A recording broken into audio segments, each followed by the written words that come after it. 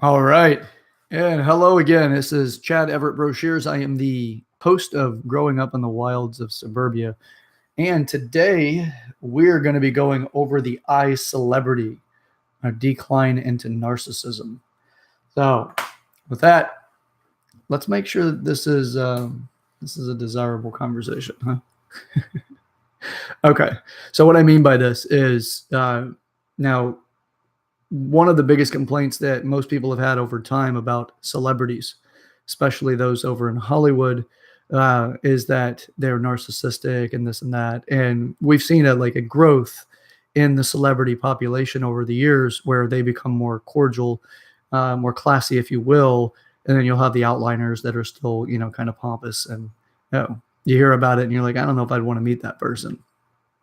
So that was a past tense kind of thing. You'll have the outliners that are still, kind of pompous, and you hear about it and you're like, I don't know if I'd want to meet that person. So that was a past tense kind of thing for the most part. We've got more of a sophisticated celebrity to a good extent now, but we have the young or the new birth of technology giving us the opportunity to get out there, much like myself right now, getting out and just like sharing an opinion or getting out to, kind of develop some degree of notoriety.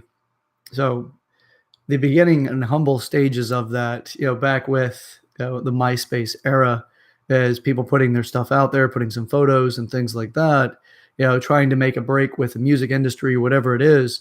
And then we've had some people that have actually rose from that, like Justin Bieber as an example, came from being discovered on MySpace and brought to a celebrity status, a true celebrity status.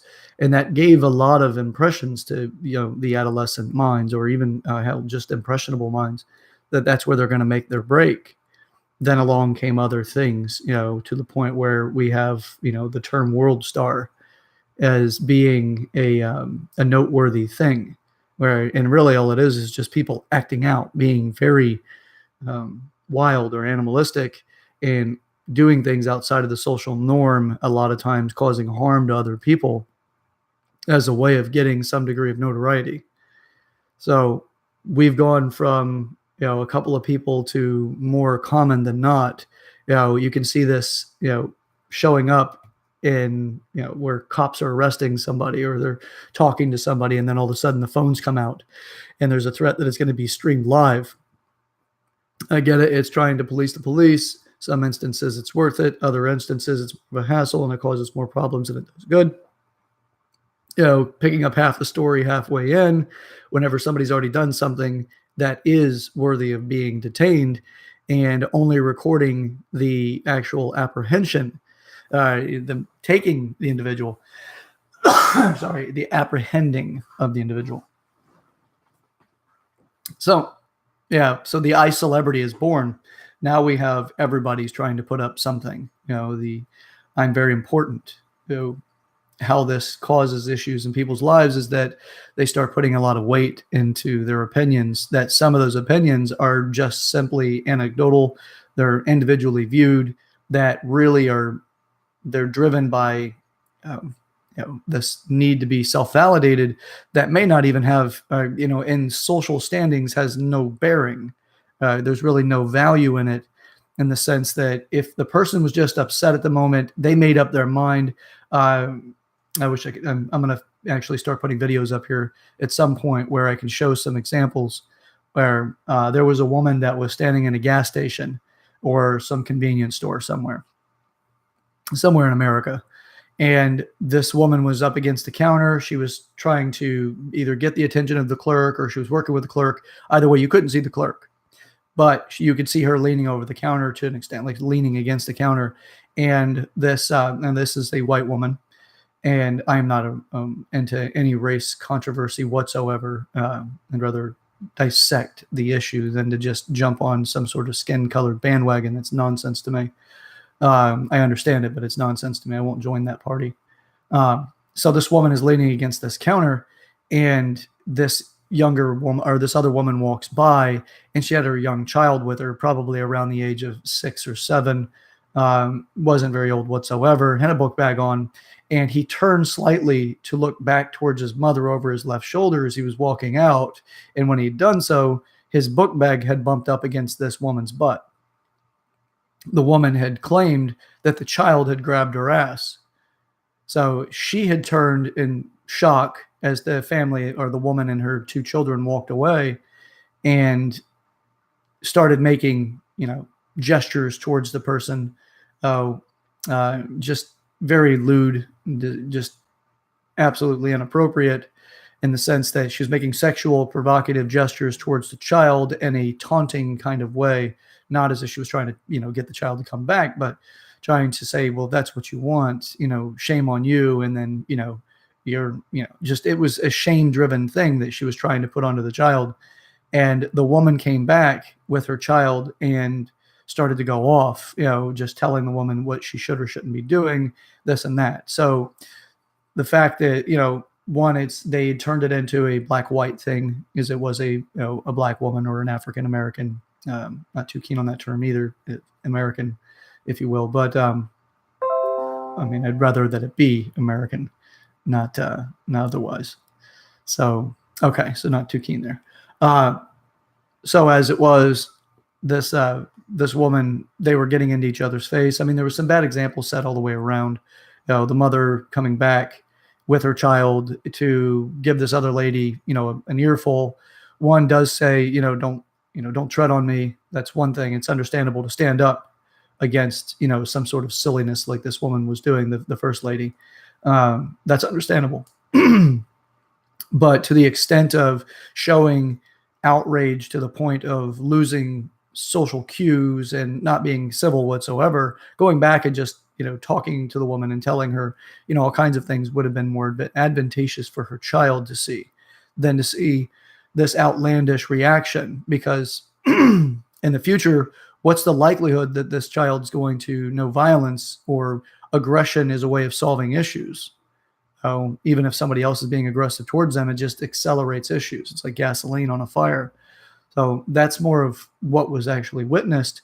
But what comes of it, that iCelebrity behavior, is as soon as, so where most people picked up on the story was the woman outside on the phone calling the cops on a black woman and her black child, was what everyone, or what people were saying into their recordings, their phones, as this woman sitting there calling the cops. Now, the whole thing was escalated beyond belief. It was a bunch of garbage all the way around, in the sense that it was encouraging people to act badly towards each other. Because now you've got other people saying, the justice warriors stepping in, saying you shouldn't do this, you shouldn't do that, without an understanding of the situation. All they understood what was interpreted based off the people's heightened emotional state as they're standing out on the sidewalk, going off about what's going on, what happened. Both of them were highly volatile. The woman that was against the counter was a volatile person because of, whatever reasons that she had. But what comes out of that is, when you're highly narcissistic, you're also highly reactive. Other people's opinions and who they are don't matter unless they align with your own, right? Or they give you a platform to show aggression towards. So the narcissist is more aggressive than the pacifist. Obviously, it makes sense too. But so the aggressor, you usually find more aggression in narcissism. So how these things begin is first, going on to your social medias. We have an expanded network now, where it used to be the family, and the family would coddle you when you're going through something and help you see differently over time. There was, a lot of parents that intended those kind of things. Some parents didn't care. It was, there was something that happened to their child. Others would want their child to see the world in an adjusted way, which is, you may be going through something emotional right now where you feel victimized or you feel challenged to something, as if somebody had put something against you. Understandable, but let's look at it from all sides, right? Your principal did what he did, or she did, whomever, because they needed you to behave a certain way for the school so that everyone could be successful, not just your needs be successful. Things like that. Now, what we have is, it went from that family unit, which is, one to, or two people, the child and the mother or father, or a bigger family, maybe brothers, sisters, aunts, uncles, grandparents, people like that. We have these social circles that had a control factor so that people didn't constantly act out in some sort of self-important kind of way. But now that we have these social medias where people can put out their opinions, whatever they want, sensationalize it, which a lot of people do, and they build it up so that it's super important that people understand what they're doing. But we have these micro levels of influence that take place. First is where you might be checking in. Oh, how was the restaurant? Well, your opinion matters to me.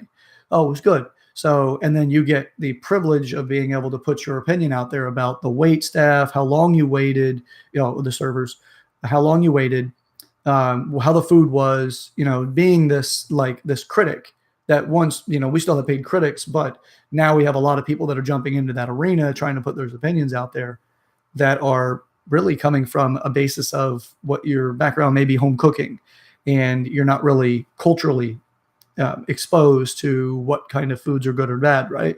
But that doesn't matter because the person that's asking you may not have a high level of credibility either in that area. It's just somebody looking for dining experience that maybe they're looking for something different, or they have other agendas, and perhaps they're attracted to some degree in you, or to a great degree, where their behavior is more of a sycophant, where they're just going to tell you what you want to hear so that they can gain clout or opportunities, rapport, or whatever. Could be that. It could be quite a bit that's actually there when it comes to the reasons why people are asking your opinion. Some people just throw it out there, and then in retrospect, somebody will respond with, how was it there? My last experience. And it's with an intention of creating some degree of dialogue. It's minor dialogue, could be simple, just saying, hey, I validate you were there. That's great. Or, hey, I've been there too. Did your experience line up with mine? Or it could be, hey, I have opinions on this too. Why don't people ask me? So you've been there, but here's mine. Oh, you had a good experience. Mine was horrible. Right? It's this need to express their opinions. Right? It's understandable. We're social creatures. It's one reason why we're drawn to it. We want to do that. But we also have that hierarchy struggle, and it's showing up very quickly with this narcissism-driven background, which is, I'm really important, so therefore I should be treated as if I'm very important. They continue, and the next thing you know, it's the slightest infractions. That could be, they didn't have, like I mentioned in a previous video, they didn't have the lipstick I wanted before, or there was a problem with my lipstick, I'm going to get it for free. Watch me. Bet I'm going to do it, blah, blah. It's just this horrible attitude that everybody is at your disposal. They're at your cost. Well, in psychology, we call that psychosis. We actually call that, now it's called antisocial personality disorder. That was once referred to as sociopathic or psychopathic behavior. But it's a bridge of narcissism to get there if it's in the the nurturing environment. Nurturing doesn't have to be your parents. It could be also your circle, the people around you that give you these ideas. So when somebody's sitting there on this narcissist this pedestal, they don't like to hear opposing viewpoints. It's very challenging to them. They're very important, but everyone has a value against, everybody has a position that is at cost to their needs. Where if somebody has less value, they can use who they want. They don't need to be responsible, cordial, or kind to another person, especially when they're emotionally upset. What you would expect to see in a 5 or a 6-year-old in their behavior, which is, I'm irrational.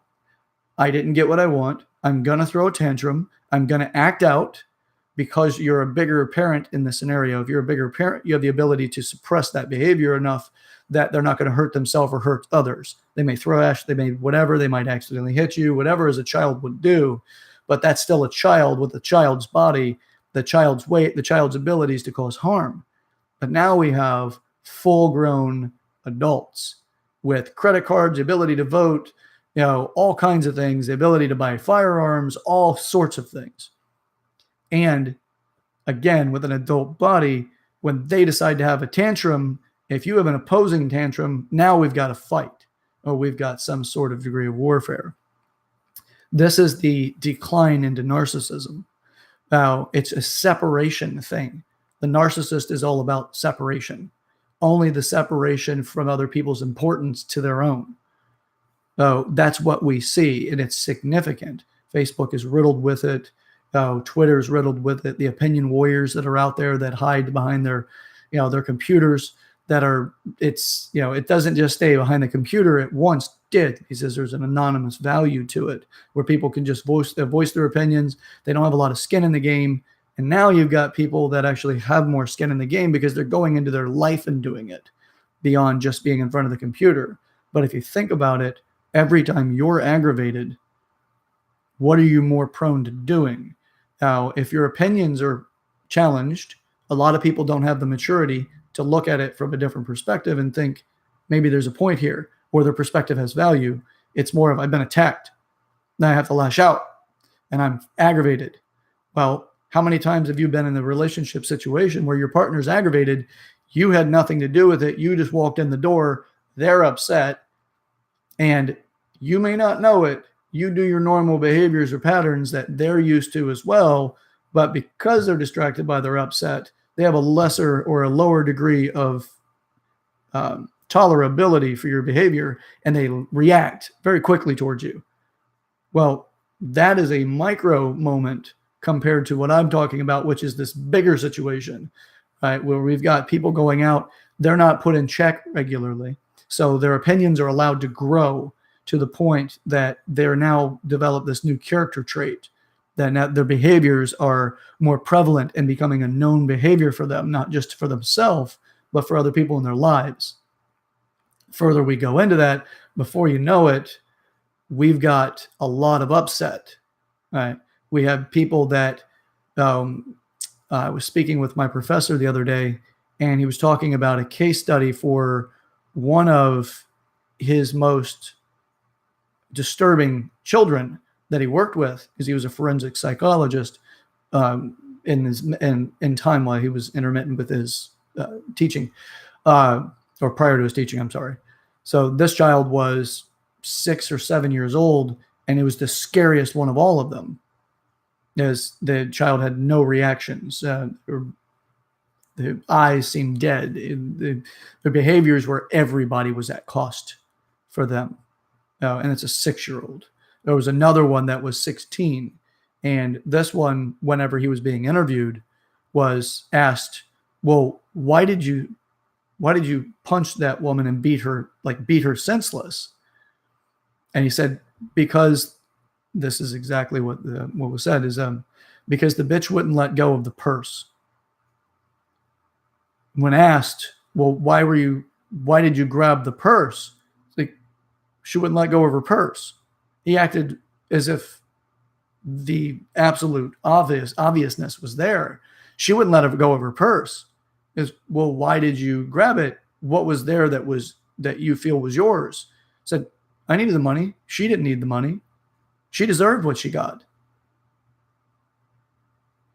That's,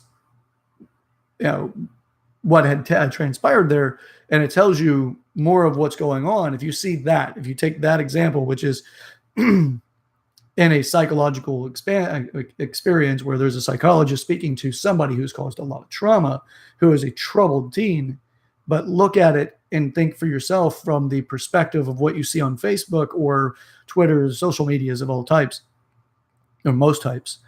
What you see is people behaving that way with less aggression at this stage, but we are seeing more aggression show up. So with that, what is in the mind of the offender, right? How do they justify their behavior?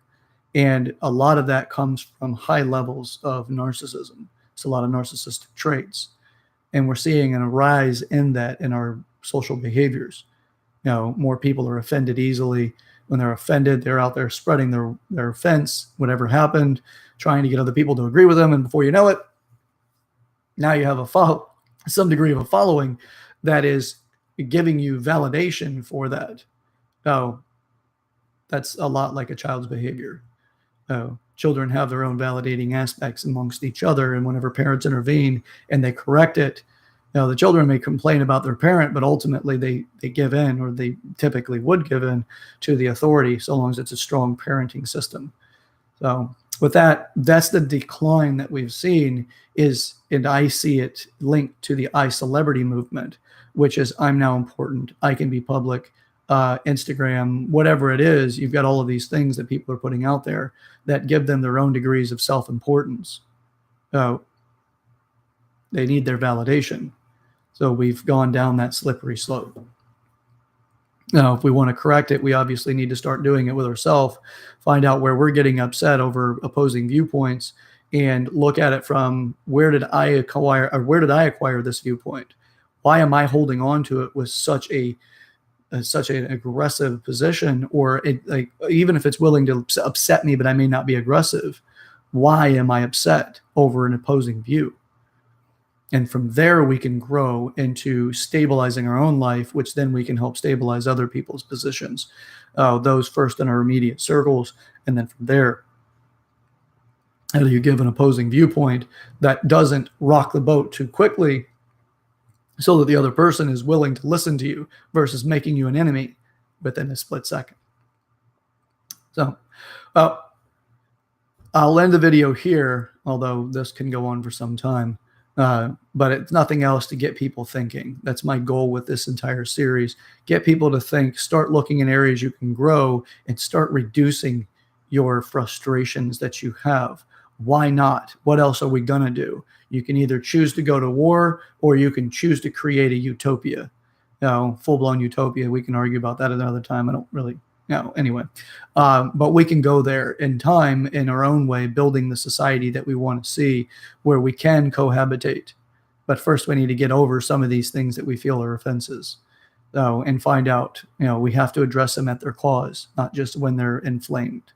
So again, it's Chad Everett Brochures. I am the host of Growing Up in the Wilds. It's a pleasure to do this. If you have any kind of feedback, any comments, or any desire for future videos, subjects, being a guest, anything like that, comment below, or you can reach me on my Facebook. I hope you're having a great day, or you will have a great day. And let's knock down a little bit of narcissism today, shall we? Have a good day.